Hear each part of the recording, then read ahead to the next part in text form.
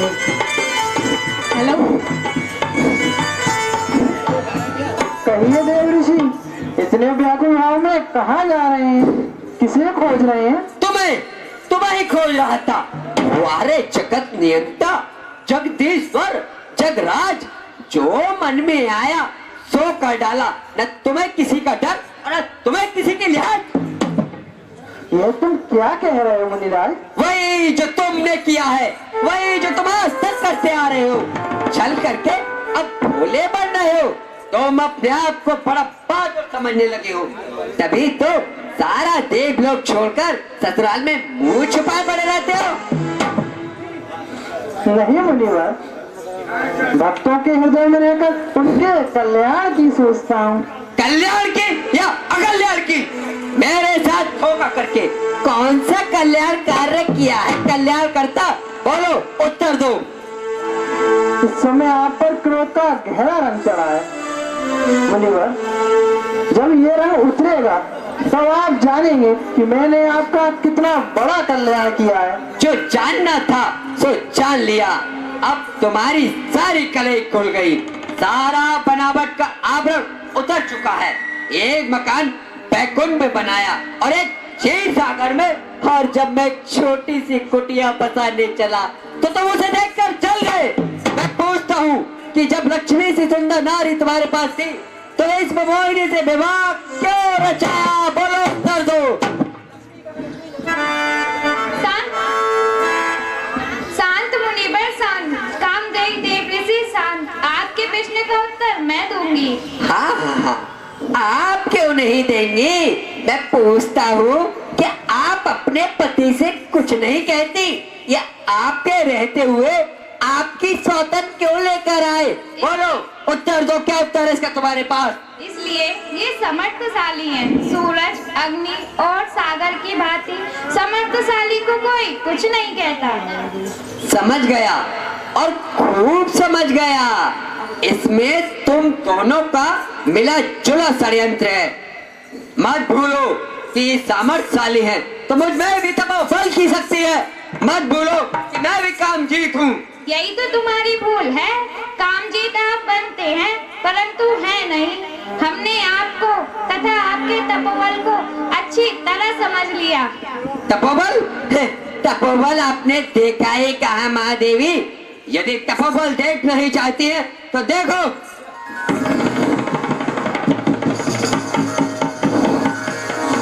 शांत मुनिवर, शांत। इतना आवेश में ना आओ, धैर्य से काम लो। शांति? मुझे आसान करके अब शांति का पाठ पढ़ाते हो? मैं तुम्हें शाप देता हूँ कि तुमने मुझे पत्नी का वियोग दिया है।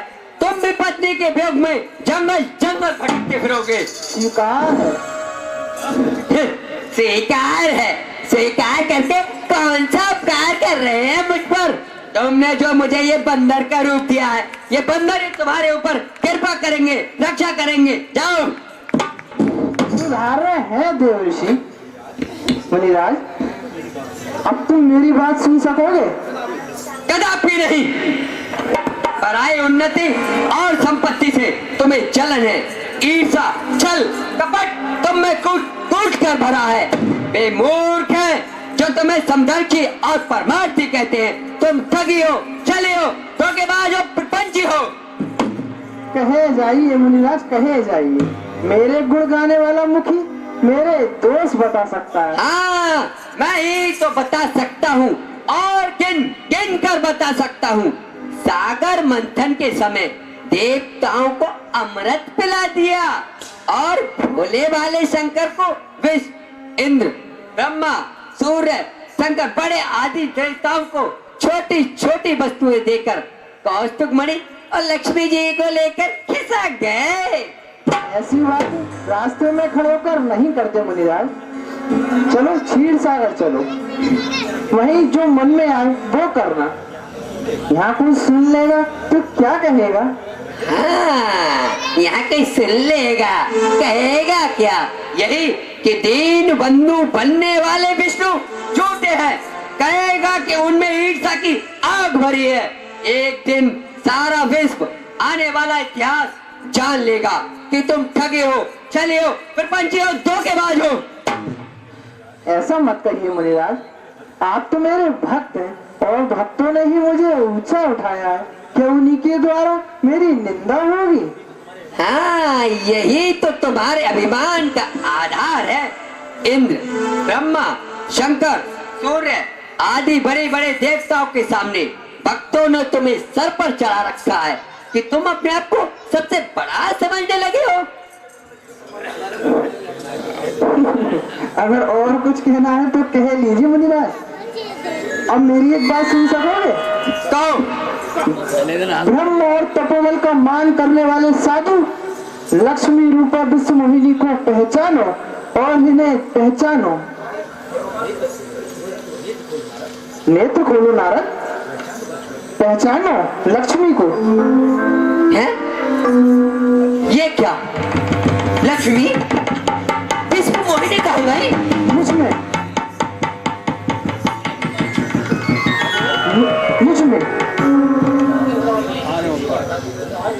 इन्हीं की भांति तुम भी मेरे अंश हो। विश्व का कण कण मुझ में है, मैं कण कण में हूँ। मेरा और मेरी माया का पार पाना कठिन है, यह तो सब मेरी ही माया थी। है? तो क्या ये मेरा भ्रम था? क्या क्या मैं स्वप्न देख रहा था? हाँ नारद, सारा विश्व, सारी सृष्टि एकमात्र स्वप्न ही तो है, एक अभिनय ही तो है। ये मैं क्या सुन रहा हूँ? इतना बड़ा अपराध, ऐसा भयानक कृत मैंने नारायण के दास ने किया। नारायण, तूने क्या कर डाला? लीलाधर, आपने मुझे पतन से बचाया और मैंने आपको ही अपराधी मानकर साहस दे डाला। प्रभु, मैं अपराधी हूँ, मुझे दंड दो, ऐसा दंड दो कि मेरा मन मुझे धिक्कार उठे। प्रभु, मुझे दंड दो। नहीं मुनिवर, तुमने मुझे जो श्राप दिया वो भी मेरी इच्छा से दिया।